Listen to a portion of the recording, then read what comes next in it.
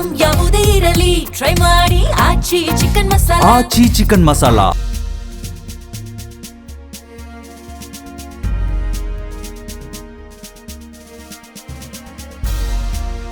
ಕರ್ನಾಟಕ ಕಾಂಗ್ರೆಸ್ ರಾಜಕಾರಣದ ದೀರ್ಘಕಾಲದ ಹಗ್ಗಜಗ್ಗಾಟಕ್ಕೆ ತಾರ್ಕಿಕ ಅಂತ್ಯ ಸಿಕ್ಕಿದೆ.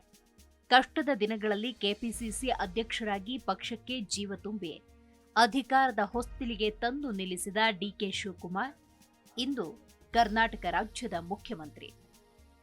ಹೈಕಮಾಂಡ್ ಮಟ್ಟದಲ್ಲಿ ತೀವ್ರ ಕಸರತ್ತು ಮುಗಿಸಿ ಆಂತರಿಕ ಪೈಪೋಟಿಗಳ ಅಡೆತಡೆಗಳನ್ನು ದಾಟಿ ಪಡೆದುಕೊಂಡಿರುವ ಈ ಮುಖ್ಯಮಂತ್ರಿ ಕುರ್ಚಿ ಡಿಕೆ ಶಿವಕುಮಾರ್ಗೆ ಹೂವಿನ ಹಾಸಿಗೆಯಂತೂ ಖಂಡಿತ ಅಲ್ಲ. ರಾಜಕೀಯ ತಂತ್ರಗಾರಿಕೆ ಹಾಗೂ ಪಕ್ಷ ಸಂಘಟನೆಯಲ್ಲಿ ಬಂಡೆಯಂತೆ ನಿಂತು ಯಶಸ್ವಿಯಾದ ಡಿಕೆ ಶಿವಕುಮಾರ್ ಮುಂದೆ ಈಗ ಇಡೀ ರಾಜ್ಯದ ಆಡಳಿತ ಚುಕ್ಕಾಣಿ ಹಿಡಿಯುವುದು ಮತ್ತು ಮುಖ್ಯವಾಗಿ ಸಿದ್ದರಾಮಯ್ಯ ದಶಕಗಳಿಂದ ನೀರೆರೆದು ಕಟ್ಟಿ ಬೆಳೆಸಿದ ಅಹಿಂದ ಅನ್ನೋ ಕೋಟೆ ಕರಗದಂತೆ ಹದ್ದಿನ ಕಣ್ಣಿಟ್ಟು ಕಾಯ್ದುಕೊಳ್ಳುವ ಅಗ್ನಿ ಪರೀಕ್ಷೆ ಇದೆ. ಆದರೆ ಡಿಕೆ ಶಿವಕುಮಾರ್ ಕ್ಯಾಬಿನೆಟ್ನಲ್ಲಿ ಅಧಿಕಾರ ಹಂಚಿಕೆಯ ಅಸಮಾಧಾನದ ಹೊಗೆ ಈಗಾಗಲೇ ತಾರಕಕ್ಕೇರಿದೆ. ಡಿಕೆ ಶಿವಕುಮಾರ್ ಮುಖ್ಯಮಂತ್ರಿಯಾಗುತ್ತಿದ್ದಂತೆ ಅಹಿಂದ ಸಮುದಾಯದ 4 ಡಿಸಿಎಂ ಹುದ್ದೆ ನೀಡಬೇಕು ಎಂದು ಆಯಾ ವರ್ಗದ ಪ್ರಮುಖ ನಾಯಕರು ಆಗ್ರಹಿಸಿದ್ದು ಆಯಿತು.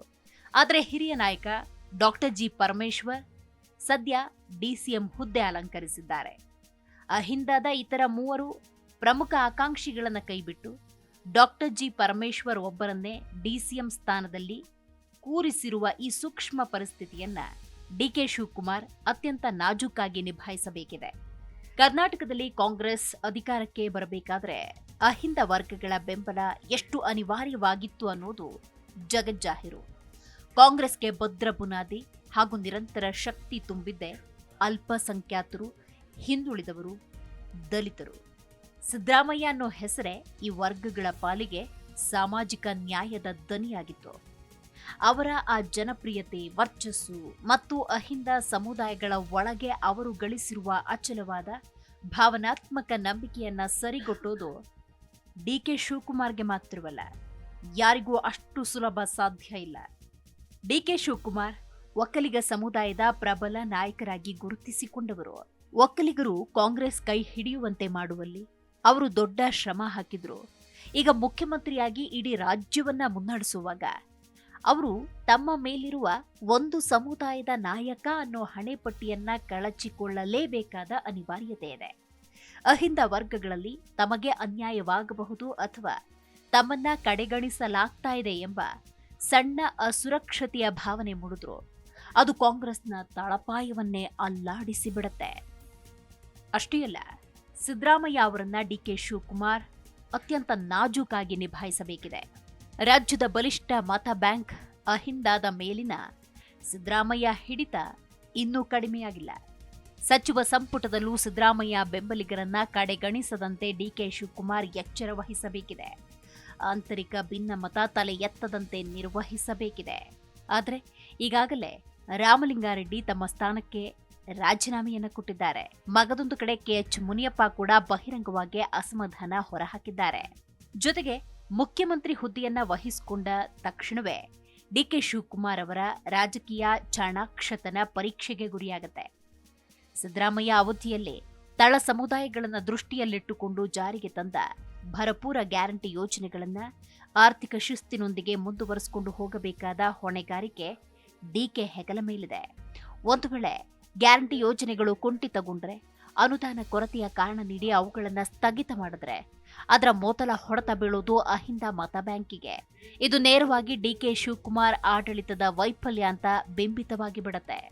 ವಿಶೇಷವಾಗಿ ರಾಜ್ಯ ರಾಜಕಾರಣದ ಅತ್ಯಂತ ಸೂಕ್ಷ್ಮ ವಿಷಯವಾಗಿರುವ ಜಾತಿ ಗಣತಿ ವರದಿಯ ಅನುಷ್ಠಾನದ ಬಗ್ಗೆ ಪ್ರಶ್ನೆ ಬಂದಾಗ ಶಿವಕುಮಾರ್ ಸೂಚಿಯ ಮೇಲೆ ಕುಳಿತು ತಪಸ್ಸು ಮಾಡಬೇಕಾದ ಇಕ್ಕಟ್ಟಿಗೆ ಸಿಲುಕಲಿದ್ದಾರೆ.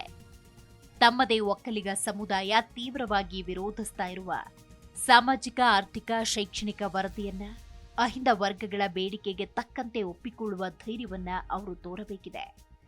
ಆಡಳಿತದಲ್ಲಿ ದಲಿತ, ಹಿಂದುಳಿದ, ಮುಸ್ಲಿಂ ಸಮುದಾಯದ ಹಿರಿಯ ನಾಯಕರಿಗೆ ಯಥೋಚಿತ ಗೌರವ ನೀಡದೆ ಹೋದರೆ ಸಿದ್ದರಾಮಯ್ಯ ಕಷ್ಟಪಟ್ಟು ಇಟ್ಟಿದ್ದ ಕಾಂಗ್ರೆಸ್ನ ಅಹಿಂದ ತಳಪಾಯದ ಇಟ್ಟಿಗೆಗಳು ಒಂದೊಂದಾಗಿ ಸಡಿಲಗೊಳ್ಳುವುದರಲ್ಲಿ ಯಾವುದೇ ಸಂಶಯ ಇಲ್ಲ. ಆದರೆ ಡಿಕೆ ಶಿವಕುಮಾರ್ ಸಾಮಾಜಿಕ ಆರ್ಥಿಕ ಶೈಕ್ಷಣಿಕ ವರದಿಯನ್ನ ಜಾರಿಗೊಳಿಸುವುದಕ್ಕೆ ಮುಂದಾದರೆ ಸ್ವಂತ ಸಮುದಾಯ ಮಠಾಧೀಶರ ಕೆಂಗಣ್ಣಿಗೆ ಗುರಿಯಾಗಬೇಕಾಗತ್ತೆ. ಜಾರಿಗೊಳಿಸ್ತಾ ಇದ್ರೆ ಅಹಿಂದದ ಅಸಮಾಧಾನವನ್ನ ಎದುರಿಸಬೇಕಾಗತ್ತೆ. ಕೇವಲ ಒಂದು ಸಮುದಾಯದ ಬೆಂಬಲದಿಂದ ಕರ್ನಾಟಕದಲ್ಲಿ ದೀರ್ಘಕಾಲ ಆಡಳಿತ ನಡೆಸುವುದಕ್ಕೆ ಸಾಧ್ಯವಿಲ್ಲ ಎಂಬುದು ಅಷ್ಟೇ ಸತ್ಯ. ಬಿಎಸ್ ಯಡಿಯೂರಪ್ಪ ಕರ್ನಾಟಕದಲ್ಲಿ ಬಿಜೆಪಿಯನ್ನ ಅಧಿಕಾರಕ್ಕೆ ತರುವುದಕ್ಕೆ ಪ್ರಬಲ ಲಿಂಗಾಯತ ಸಮುದಾಯದ ಬೆಂಬಲವನ್ನ ಸಂಪೂರ್ಣವಾಗಿ ಬಳಸಿಕೊಂಡ್ರು. ಲಿಂಗಾಯತರು ಬಿಜೆಪಿಯ ಭದ್ರಕೋಟೆಯಾದ್ರು. ಆದರೆ ಕೇವಲ ಲಿಂಗಾಯತ ಸಮುದಾಯದ ಬೆಂಬಲದಿಂದ ಬಿಜೆಪಿಗೆ ರಾಜ್ಯದಲ್ಲಿ ಎಂದಿಗೂ ಸ್ಪಷ್ಟ ಬಹುಮತ ಪಡೆಯುವುದಕ್ಕೆ ಸಾಧ್ಯವಾಗಲಿಲ್ಲ. 2008ರಲ್ಲಾಗಲಿ 2018ರಲ್ಲಾಗಲಿ ಬಿಜೆಪಿ ಅತಿ ದೊಡ್ಡ ಪಕ್ಷವಾಗಿ ಹೊರಹೊಮ್ಮಿತೇ ವಿನಃ ಸ್ವಂತ ಬಲದ ಮೇಲೆ ಅಧಿಕಾರ ಹಿಡಿಯಲಾಗಲಿಲ್ಲ. ನಂತರ ಇತರ ಸಮುದಾಯಗಳ ಬೆಂಬಲ ಅಥವಾ ಆಪರೇಷನ್ ಕಮಲದ ಮೂಲಕವೇ ಸರ್ಕಾರ ರಚಿಸಬೇಕಾಯಿತು. ಅಂದರೆ ಒಂದು ಸಮುದಾಯದ ಬೆಂಬಲ ಅಧಿಕಾರದ ಹತ್ತಿರ ತರಬಲ್ಲದೇ ವಿನಃ ಸರಳ ಬಹುಮತವನ್ನ ಗಳಿಸಿಕೊಡಲಾರದು. ಹಿರಿಯ ನಾಯಕ ಎಚ್.ಡಿ. ದೇವೇಗೌಡರು ಮತ್ತು ಕುಮಾರಸ್ವಾಮಿ ಹಳೆ ಮೈಸೂರು ಭಾಗದ ಪ್ರಬಲ ಒಕ್ಕಲಿಗ ಸಮುದಾಯದ ನಾಯಕರಾಗಿ ಗುರುತಿಸಿಕೊಂಡವರು. ಒಕ್ಕಲಿಗ ಸಮುದಾಯ ಜೆಡಿಎಸ್ ಬೆನ್ನಿಗೆ ನಿಂತದ್ದೂ ಉಂಟು. ಆದರೆ ಕೇವಲ ಹಳೆ ಮೈಸೂರು ಭಾಗ ಒಕ್ಕಲಿಗ ಸಮುದಾಯಕ್ಕೆ ಸೀಮಿತವಾದ ರಾಜಕಾರಣದಿಂದಾಗಿ ಜೆಡಿಎಸ್ ರಾಜ್ಯದಲ್ಲಿ ಎಂದಿಗೂ ಸ್ವಂತ ಬಲದ ಮೇಲೆ ಸರ್ಕಾರ ರಚಿಸಲು ಸಾಧ್ಯವಾಗಲೇ ಇಲ್ಲ. ಅನಿವಾರ್ಯವಾಗಿ ಬಿಜೆಪಿ ಅಥವಾ ಕಾಂಗ್ರೆಸ್ ಜೊತೆ ಮೈತ್ರಿ ಮಾಡಿಕೊಂಡೇ ಮುಖ್ಯಮಂತ್ರಿಯಾಗಬೇಕಾಯಿತು. ಉತ್ತರ ಕರ್ನಾಟಕದ ಲಿಂಗಾಯತರು ರಾಜ್ಯದಾದ್ಯಂತ ಇರುವ ಅಹಿಂದ ವರ್ಗಗಳನ್ನ ಒಳಗೊಳ್ಳದ ಕಾರಣ ಜೆಡಿಎಸ್ ಪ್ರಾದೇಶಿಕವಾಗಿ ಒಂದು ಭಾಗಕ್ಕೆ ಮಾತ್ರ ಸೀಮಿತವಾಯಿತು. ಹಾಗಾಗಿ ಈ ಎಲ್ಲ ಇತಿಹಾಸ ಡಿಕೆ ಶಿವಕುಮಾರ್ಗೆ ಚೆನ್ನಾಗಿ ಗೊತ್ತಿದೆ. ಒಕ್ಕಲಿಗ ಸಮುದಾಯ ತಮಗೆ ಎಷ್ಟು ಮುಖ್ಯವೋ ರಾಜ್ಯಾದ್ಯಂತ ಹರಡಿರುವ ದಲಿತರು, ಹಿಂದುಳಿದವರು, ಮುಸ್ಲಿಂ ಸಮುದಾಯಗಳ ವಿಶ್ವಾಸ ಗಳಿಸುವುದು ಅಷ್ಟೇ ಮುಖ್ಯ. ಕೇವಲ ಒಂದು ಜಾತಿಗೆ ಸೀಮಿತವಾದರೆ ರಾಜಕೀಯ ಭವಿಷ್ಯ ಭದ್ರವಲ್ಲ ಎಂಬುದಕ್ಕೆ ಯಡಿಯೂರಪ್ಪ ಮತ್ತು ಕುಮಾರಸ್ವಾಮಿ ಅವರ ಮಿತಿಗಳೇ ಶಿವಕುಮಾರ್ ಮುಂದಿರುವ ಜೀವಂತ ಉದಾಹರಣೆಗಳು. ಇದರ ಜೊತೆಗೆ 2028ರ ಚುನಾವಣೆಯಲ್ಲಿ ಕಾಂಗ್ರೆಸ್ ಪಕ್ಷವನ್ನ ಮತ್ತೆ ಅಧಿಕಾರಕ್ಕೆ ತರಬೇಕಾದ ಕಠಿಣ ಸವಾಲು ಕೂಡ ಡಿಕೆ ಶಿವಕುಮಾರ್ ಹೆಗಲ ಮೇಲಿದೆ. ಬಿಡದಿ ಟೌನ್ಶಿಪ್ ಯೋಜನೆಗಳನ್ನ ವಿರೋಧಿಸುವ ರೈತರನ್ನ ವಿಶ್ವಾಸಕ್ಕೆ ತೆಗೆದುಕೊಳ್ಳಬೇಕಿದೆ. ಗ್ರೇಟರ್ ಬೆಂಗಳೂರು ಪ್ರಾಧಿಕಾರದ ಚುನಾವಣೆಗಳನ್ನು ನಡೆಸಿ ಪಕ್ಷವನ್ನ ಮುನ್ನಡೆಸಬೇಕಿದೆ. ಸ್ಥಳೀಯ ಸಂಸ್ಥೆಗಳ ಚುನಾವಣೆಗಳನ್ನು ಎದುರಿಸಬೇಕಾಗಿದೆ. ಮುಖ್ಯಮಂತ್ರಿ ಹುದ್ದೆ ಒಕ್ಕಲಿಗರ ಬಲಿಷ್ಠ ತಲೆಯಾಳು ಮಾತ್ರವಲ್ಲದೆ ಬಿಜೆಪಿ ವ್ಯೂಹಗಳಿಗೆ ಪ್ರತಿ ವ್ಯೂಹ ಹೆಣೆದು ಬಿಜೆಪಿ ಅನುಸರಿಸುವ ತಂತ್ರ ಕುತಂತ್ರಗಳಿಗೆ ತಕ್ಕ ಉಪಾಯಗಳನ್ನು ರೂಪಿಸಲೇಬೇಕಿದೆ. ಒಟ್ಟಿನಲ್ಲಿ ಡಿಕೆ ಶಿವಕುಮಾರ್ ಕಾಂಗ್ರೆಸ್ನ ಆಂತರಿಕ ಬಿಕ್ಕಟ್ಟುಗಳನ್ನು ಬಗೆಹರಿಸುವ ಟ್ರಬಲ್ ಶೂಟರ್ ಆಗಿ ಉಳಿಯದೆ ಸರ್ವರನ್ನು ಒಳಗೊಳ್ಳುವ ವಿಶಾಲ ಹೃದಯದ ಜನನಾಯಕನಾಗಿ ಹೊರಹೊಮ್ಮಬೇಕಾಗಿದೆ. ಹಾಗಾಗಿ ಡಿಕೆ ಶಿವಕುಮಾರ್ ತಳ ಸಮುದಾಯಗಳ ವಿಶ್ವಾಸ ಗಳಿಸಿ ಅಹಿಂದ ನೆಲೆಯನ್ನ ಇನ್ನಷ್ಟು ಗಟ್ಟಿಗೊಳಿಸ್ತಾರೋ ಅಥವಾ ಸ್ವ ಸಮುದಾಯದ ಹಿತರಕ್ಷಣೆಗೆ ಸೀಮಿತವಾಗ್ತಾರೋ ಕಾದು ನೋಡಬೇಕು.